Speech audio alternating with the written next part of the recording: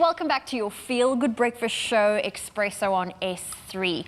Now, let's face it, whether we like it or not, we are deep in the technological age, and technology has a presence in almost every aspect of our daily lives. So, you know, if you sit and think about about this right now, how many hours a day do you, on average, spend on your device? I'm It's like, a lot. my tablet's like drawing me to it right now. I mean, most of my day. Exactly, and I mean, we are using our tablets for work right now, but the question is also like, what are you using your devices for? So today we are asking the question, do you have a positive or a negative connection to technology? Clinical psychologist Asha Dullabh, she is here to help us unpack and discuss this topic, and we're also taking your questions and comments via Facebook. And if you would love to call us, our studio line is on your screen right now. It's 021 110 5552, so you are welcome to connect with us in any platform. Use your device. Use your right device. Now. Connect Use with technology us. to connect with us. Asha, always so cool to have you here. And this is a really interesting one to broach because it's kind of a two-edged sword.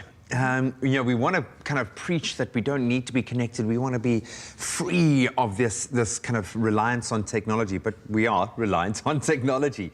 And during this COVID time, it's actually allowed us to stay in touch and enrich. If I think of it in the context of Lindsay being able to, my beautiful partner, being able to connect with her family, technology has saved us. How dependent have we become on technology? How interwoven is it in our lives? It is very interwoven in our lives. I think the human brain has expanded to the global brain. Yeah, and I mean, every thought, word and deed that we share has now become the world stage for everyone to you know, have a look at and to have a view and have a say on it. So we're all kind of eavesdropping on everything that's out there in the World Wide Web. So we are very dependent on it, and it's all because of our compulsiveness. You know, we are like habitual human beings, so we want to, you know, engage in repetitive behaviors, and this is what we do with our devices. We get into a habit of just connecting with our devices. It's a compulsion, eh? Definitely. And speaking of compulsion, I mean, can we go as far as saying it is addictive? Because I've had days where I've gone off to work and I forgot my phone and I'm like, ugh, I'll see it tonight. Whereas I have friends that will literally rearrange their entire day to go home and fetch their phone because they can't live without it. I think that the human mind, by its natural state, is an addictive mind. So yes, I think it is addictive, and I think, you know, just that experience that you shared now, I think the panic that people feel when they've left their phone at home or misplaced it is a clear indication of how addicted we are to our devices. You know, the panic, we need to just take a step back and observe our reaction when we are not with our devices. How are we feeling? How are we reacting? Yeah. My device gives me anxiety. I was going to say, it does, and I've found it, and I want to draw a line here, a distinction between using technology and social media, which is often the medium that we're consuming on the technology. And that, you know, case studies have proven, we've spoken about this on the show, that when you disconnect from that, you are happier. The more you immerse yourself in that, the more depressed you become. Why is that? Well, you know, we are engaging in social media also just to get that dopamine hit. Because of validation, to be seen, to be acknowledged. And if only we could have those things in place in the human relation interactions that we have, I don't think we'd be so dependent on that need. But we get depressed because we go onto social media, and what we do, we go into this comparative state of mind.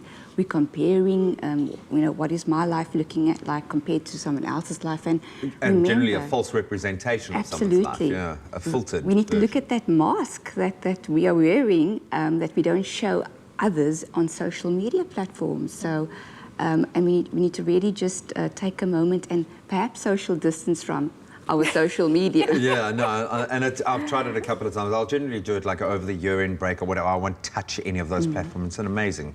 You don't die. You don't, you know, your profile doesn't crash and burn.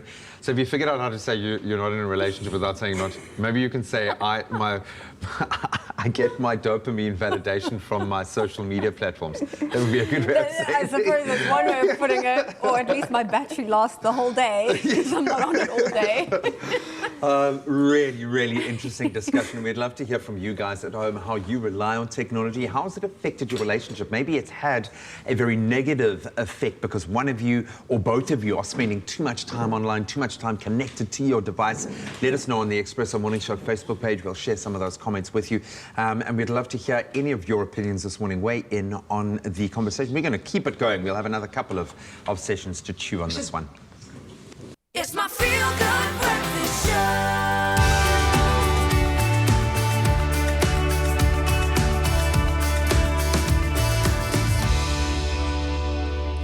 Welcome back as we delve back into an important conversation. It's Monday, so we're talking relationships. And today we are asking, do you have a positive or a negative connection to technology? And we're back with our clinical psychologist and good friend Asha Dullabh to unpack this very interesting topic.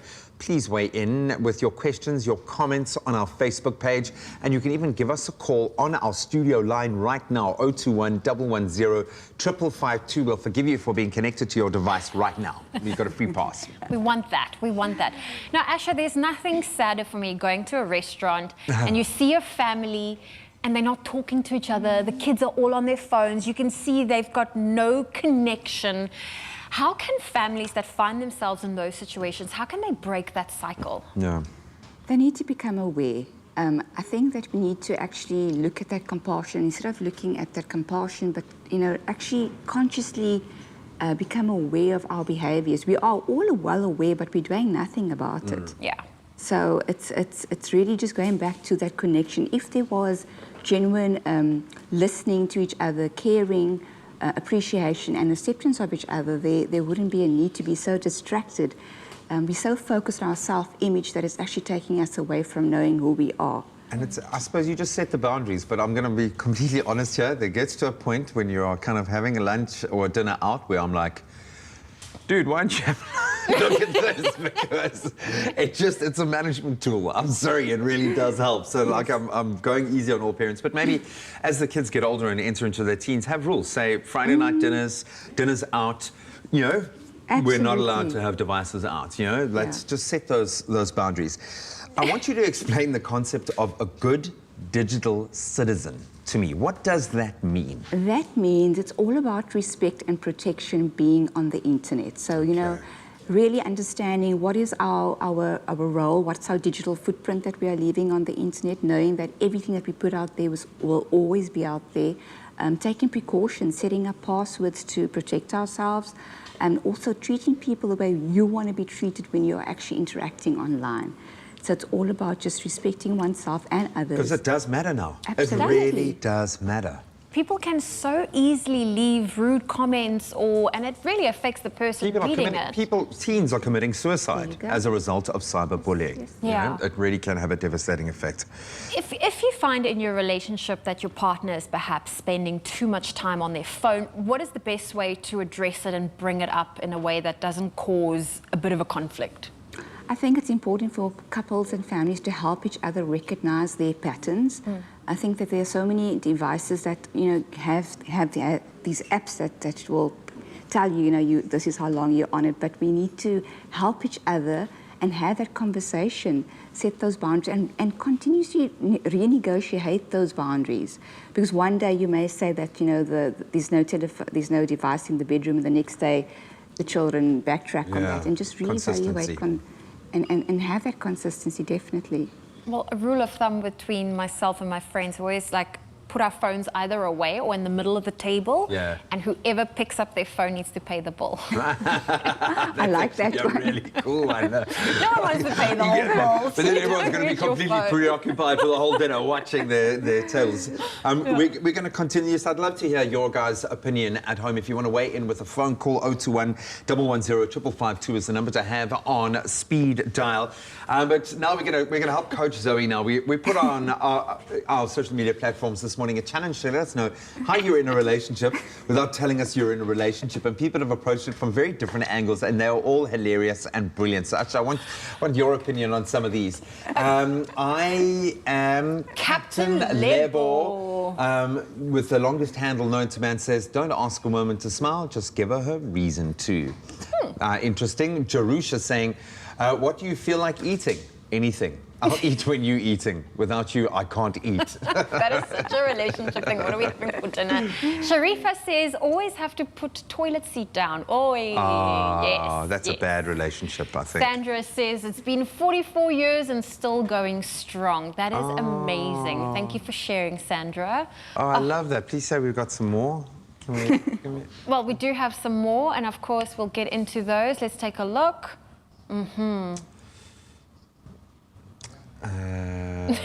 Mutaz says, I'm the king of my palace. I love that, man, as long as you got your queen next to you.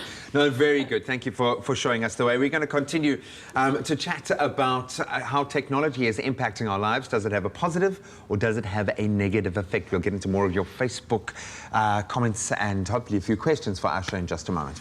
It's my feel-good breakfast show.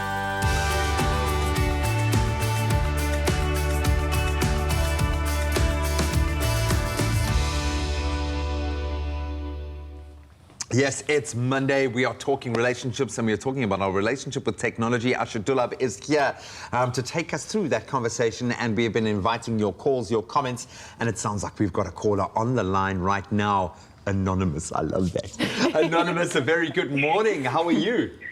Morning, how are you? I'm good. I'm great to connect with you. So you've got the panel unofficially here for you this morning. What is your comment or your question?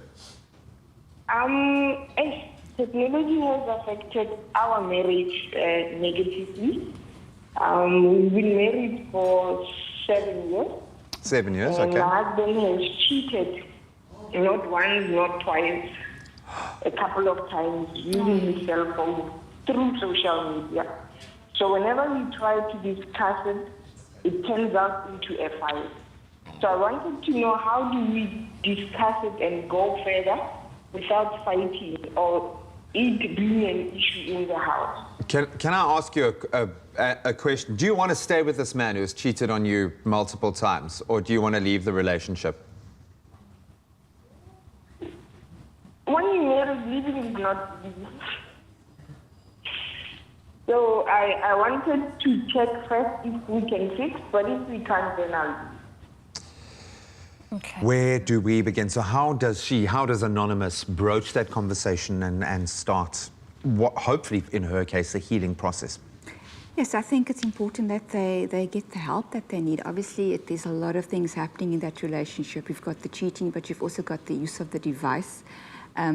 So these things do happen. The devices have made it so easy for us to connect with other people so quickly via our social media, via our phones. I mean, we're doing everything on social media or on our devices today. So I think that Anonymous and her partners, can go and seek the help that they need and have a conversation about what is happening on their devices. We also don't want to get into a situation where Anonymous has to constantly look at her partner's phone, and so there's layers of trust and betrayal. It sounds like your partner is resistant, though, to engage with this. How does she get him on board for this journey, or what approach do you need to take? I think you can't get anyone on board until they are ready to be on board. And they seem to be at different places at this time. Anonymous wants to get him on board and resolve this and make their marriage work, but you need both parties to be on the same page to make this work. Okay. Anonymous, I hope that's helped a little bit. I know you're obviously in a very difficult situation, and we hope that you are able to find some kind of resolution moving forward. We're sending you all our best. Thank you. I know what to do from here. Okay. Good girl. Thank you, Anonymous, for your call. Asha, we actually have another caller on the line. Hester, good morning. Good morning. Hi, what is your comment or question for Asha Dullabh? I'm 81 years old, and I still ride my horse, and I do many things to clean the house. And I just want to say that for me, technology is wonderful. I can communicate with my family, and I can also order all my groceries online. So I'm very blessed, and I love it. Hester, I love how savvy you are with technology, like 100%. ordering your groceries online. I'm still trying to get my mom on board on that. Hester, are you ever on social media? Are you big on Instagram? On social media, at times I'm very busy, so I still play the organ at church, and I still do weddings and funerals. So, but I keep going because this is, for me, is special. You can say, I ain't got no time for that, for social media. I love it. Hester, thank you so much. You've highlighted something that's so important, that technology can and is a very, very useful tool. Technology is neutral. It's the human mind or the human being that is using it. So technology is not the problem. It's us as human beings. It's really just being mindful of what we are engaging at. I mean, look at our caller. I mean, there's smiles on her face, you know, the way she's able to connect. And this is what we have all been doing over lockdown. I mean, we've been able to exercise, we've been able to work, able to cook, listen to music. It's become our pleasure. We're doing everything on our devices. Yeah. It's information that's gone into knowledge, that's gone into wisdom. It's profound and wonderfully so. So we need to embrace how good technology has been for us collectively. Yeah, maybe assimilate that. And I love what you said about being a good digital citizen. Set those boundaries and know how you can kind of transcend that. I love that. And you know what was quite special? My sister and her little family moved to Australia at the end of last year. So with my nephew only being a year and a half, it's been beautiful to constantly be on video call with them and being able to communicate and see how he grows and develops. So there's a lot of beauty and positive things that can be taken from social media. Absolutely. Let's round this up. Any final advice for someone, and I'm going to speak specifically to those that feel that they are maybe battling with an ultra reliance on their device or maybe some kind of addiction, especially on the social media side? I'd recommend that, you know, get into a habit of doing a digital detox. Take a reality check and really be mindful of how much time are you spending on your device. Remember that it does affect us mentally, physically, psychologically. So go but right back to how is it making us feel. You know, we want to be able to feel good and healthy, and watch what we are engaging at, because you know, this whole idea of multitasking and doing so many things at the same time is actually not good for us. No. So And for parents? For parents, I would say engage in conversation with your children, but not only about the negative. The minute you speak about it in a negative light, children are defensive. Yeah, they'll do it. So rather also speak to children about what are the positives of technology, because there's lots of positives. Rather know engage. what they're actually doing, yeah. Absolutely. And there are so many great ways for you, for someone that, you know, has to put different things in place to manage my anxiety. I find by turning off certain notifications to not get that really helps. And some things you unfortunately can't disengage from, like your emails. But what I've done is I moved the email tab to the last slide. So on weekends, that's the last thing I see because I need to slide all the way to the end. So there are really small things you can do to just manage your anxiety so that you still have your phone because you need to, but you don't have to look at the work emails over Saturday and Sunday until you have to. Utilizing technology in the right way. Otherwise, just turn the Wi-Fi off. Yeah, man. Oh, imagine that. You'd be amazed. You know, the world does not stop turning. But there are so many positive elements for your kids, for yourself. We obviously have to live through our devices now. It's that era. So I think really the lesson that I'm taking out of today's discussion is assimilate that, understand that, and build on those. But we're going to take one last caller. Let's do that. Yeah. And we've got, I think, Nikita on the line. A very good morning. Oh, it's another anonymous. Oh, I love those even more. Anonymous, how are you? Can you please give us your comment or your question? Yes, man. I would like to ask one single question, please, man. Go for it. Okay. So I have a slight, I don't know if I can call it a problem or what, but I'm currently dating my baby mama. So we're dating in a 2-year relationship. We're even living together. But I have a slight little problem. My problem is I have the eye for other women outside, man. And I don't know why, because of I really, really love my baby mama, but I just keep on looking outside. Are you acting on this is the big question. Have you started engaging with other women, be it through text, through DMs? Are you acting on this impulse? Definitely not, man. I haven't. I just keep on looking outside, man. And it's like I'm enticed or something. Okay, buddy. Thank you for that, having the honesty to broach us, because I think a lot of men out there are in exactly the same boat. So the temptation is there. Like I said in the beginning, you know, we are all eavesdropping, and it's made so easy now on the World Wide Web. We can just want to click on a button, just go and have a look. And, you know, naturally, I mean, as human beings, we are enticed and we look at the variety that's out there. And as long as Anonymous is aware of it, I mean, that's great awareness to start off to try and address his behavior, his compulsion, become more conscious of what he's doing. And the key thing is to gain awareness of one's behavior on our digital devices. Yeah, man, and I would say just reinforce, there is a line, my friend, and once you cross that line, unfortunately, there's no going back. And maybe from a parent's perspective, maybe think of your child as being a part of that line, as a way of controlling your behavior. And don't forget that you are in control of your behavior. But it sounds like you're definitely on the right path if you are aware of this. A lot of men out there, I think, can certainly relate to that. So thank you so much for sharing your insight, man, your comment. And good luck, man. Stay strong, brother. Stay strong. That was Anonymous on your Feel Good Breakfast show, and this has been a really good topic. I love all the phone calls we've had to Anonymous, as well as Hester sharing how technology has influenced and impacted their life. Well, Asha, thank you so much for joining us today. Thank you. This was a good conversation. We need to have more of these.